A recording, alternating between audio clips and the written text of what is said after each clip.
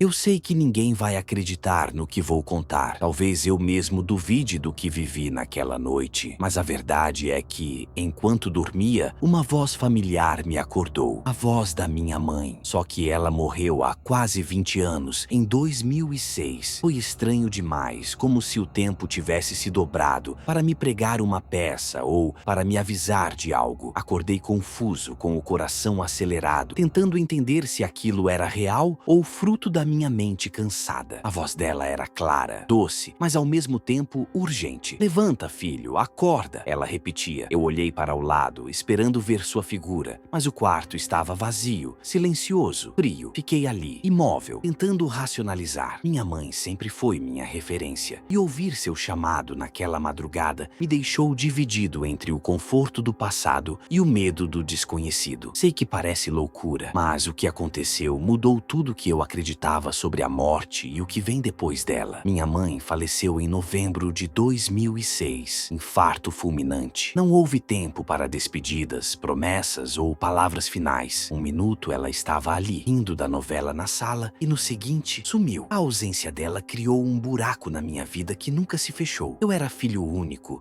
e sempre fomos muito ligados. Ela foi pai, mãe, amiga, tudo. Depois que ela se foi, continuei morando na mesma casa. Uma casinha simples, de tijolo à vista, no interior de Minas. Fica numa rua tranquila, onde todo mundo conhece todo mundo. Eu trabalho como técnico em informática e com o tempo fui levando uma vida reclusa. Filhos, casamento, sem pressa. Só eu e o silêncio. O quarto da minha mãe ficou exatamente como ela deixou. Colcha florida, travesseiro com marca de afundado, santos na estante, perfume de lavanda na penteadeira, celana com cúpula rendada, dado desde 2004. Rua ali, tocado. Não tive coragem de mexer em nada, nem de entrar com frequência. Às vezes paro na porta, olho por alguns segundos, volto. Não por medo, por respeito. A rotina da casa é previsível. Acordo cedo, paro o café do mesmo jeito que ela fazia. Coado no pano, forte, passarinhos no quintal, barro a varanda. Vou pro trabalho, volto, faço compras e converso com da Passem. Ela ainda está aqui. Fácil explicar. Vezes ao abrir a janela da cozinha, cheiro do arroz com alho que ela fazia. Quase como um sussurro, o som da cadeira de balanço se movendo, dando vazia. As sensações que parecem mais vivas, própria realidade. Guardo todas as roupas dela no armário. De uma garrafinha de perfume, marca antiga. Abro só pra sentir o cheiro. Traz conforto, dor, traz lembrança. Tempo, dizem, cura tudo. O tempo só colocou uma camada fina de silêncio sobre uma ausência que continua gritando. Foi nesse silêncio que tudo começou. Era uma terça-feira comum. Daquelas noites abafadas em que o calor parece grudar na pele e o sono custa a chegar. Eu havia tomado banho, jantado um arroz com ovo e me deitado por volta das 11. Deixei a televisão ligada no volume baixo, só para ter alguma companhia auditiva. Adormeci com o ventilador girando devagar e a luz do corredor acesa. Acordei de repente, no meio da madrugada. Não por um sonho, nem por barulho, mas por um cheiro. Um cheiro que eu conhecia muito bem. Lavanda. Forte, fresco. Como se alguém tivesse acabado de borrifar perfume dentro do meu quarto. Sentei na cama, confuso. Não havia vento, nem janelas abertas. Tudo estava como deixei, exceto por uma coisa. A porta do quarto da minha mãe estava aberta. Abri os olhos devagar, como se meu cérebro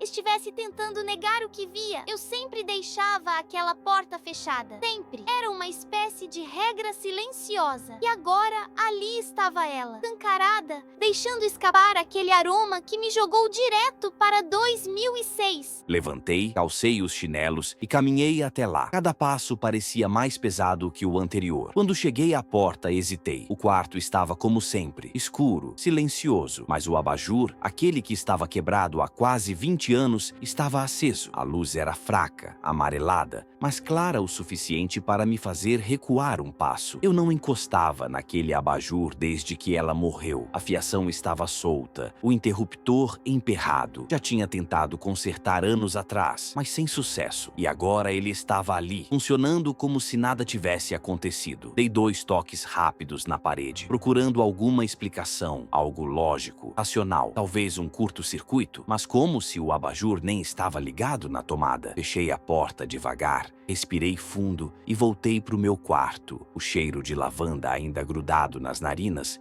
como se minha mãe tivesse acabado de passar por ali. Tentei dormir de novo, mas o sono não voltou. O coração batia mais forte que o som da TV. Naquela noite, algo dentro de mim mudou. Eu queria acreditar que era apenas saudade, mas no fundo, sabia que não era só isso. Nos dias seguintes, tentei me convencer de que tudo tinha sido um sonho, ou talvez uma memória vívida, provocada por alguma lembrança enterrada. Mas a verdade é que a partir daquela noite, o clima dentro da casa mudou, como se algo tivesse sido despertado. Na quinta-feira, por volta das 2 da manhã, fui acordado por um som vindo da cozinha. Pratos, como se alguém os estivesse lavando. Mas não era possível. Eu morava sozinho. Levantei devagar, peguei uma lanterna e caminhei até lá. Tudo estava no lugar. A pia seca, os talheres intactos. E mesmo assim, juro que ouvi o som da água correndo, da esponja sendo espremida. Voltei pro quarto em silêncio, tentando sufocar o frio na espinha. Na noite seguinte, escutei passos. Passos lentos, arrastados, percorrendo o corredor de madeira. Reconheci o som. Minha mãe tinha um jeito peculiar de andar pela casa, arrastando ligeiramente os chinelos, como se não quisesse fazer barulho. Aqueles passos eram exatamente assim. Vieram ao corredor, pararam diante da porta do meu quarto e sumiram. Fiquei paralisado. Ouvia meu próprio coração ecoar nos ouvidos.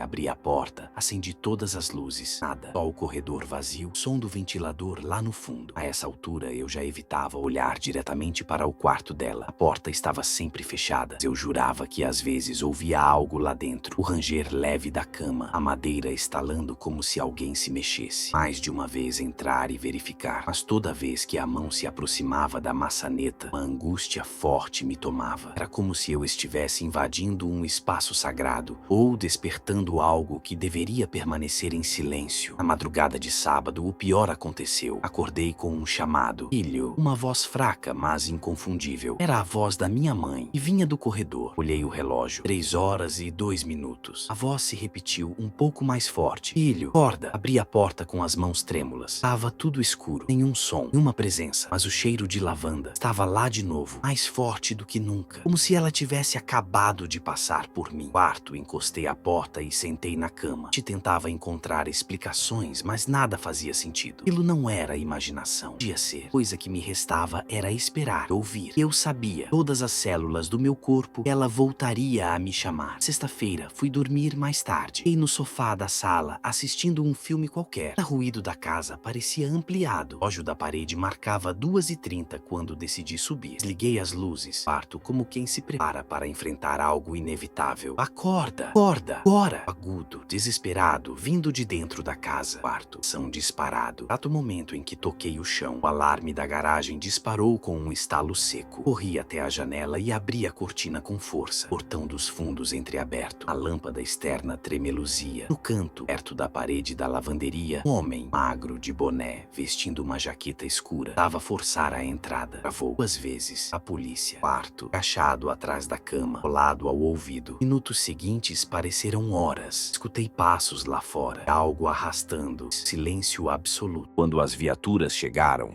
já era quase 4 da manhã. Os policiais revistaram o terreno e encontraram o homem escondido atrás da caixa d'água. Um foragido da justiça, armado com uma faca, suspeito de vários roubos na região. Um dos policiais me disse, enquanto recolhia os dados, se o senhor tivesse demorado mais 5 minutos, talvez não estivesse mais aqui para contar. Não contei a ele sobre a voz, sobre o grito, sobre como fui acordado segundos antes do alarme disparar. Era absurdo demais, mas eu sabia o que tinha ouvido e sabia quem tinha me acordado. Aquela voz não era um delírio, era um aviso, um alerta, um grito de socorro vindo de alguém que, mesmo depois da morte, ainda cuidava de mim. Naquela noite, enquanto os policiais levavam o invasor algemado, olhei para o quarto da minha mãe. A porta estava, mais uma vez, entreaberta, o abajur aceso e o cheiro de lavanda ainda pairava no ar como um abraço silencioso. Na manhã seguinte, ainda abalado, sentei diante do computador e acessei o sistema das câmeras de segurança. Eu precisava entender o que havia acontecido e, mais do que isso, precisava confirmar que não estava ficando louco. Avancei direto para o horário do alarme. 3 horas e 2 minutos. Na imagem da garagem, vi o vulto do homem se aproximando,